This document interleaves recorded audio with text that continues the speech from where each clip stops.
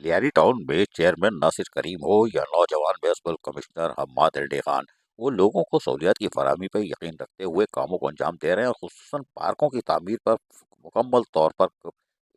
इन्हिसार कर रहे हैं, ताकि लोगों को और खुसूसन खवातीन बच्चों को तोहफा दिया जा सके और वो इसके लिए अमली तौर पर मसरूफ़ भी देखे जा सकते हैं। और यही वजह है कि खवातीन बच्चे भी खुश हैं कि उनको यकीनी तौर पर लियारी टाउन की तरफ से तोहफे मिल रहे हैं। वो खुद कामों का जहाँ मुआयना करते हैं, Hammad Andy Khan municipal commissioner, वहीं पर उनके साथ दीगर लियारी टाउन के अफसरान और म्यूनसिपलिटी के ज़िलई ओहदेदारान भी शामिल शरीक होते हैं। लेकिन शौकत पार्क जो कि जगमग रोशन कर रहा है, ये यकीनी तौर पर चेयरमैन लियारी टाउन नासिर करीम बिलोच और municipal commissioner Hammad Andy Khan vice chairman Shakeel Kakkar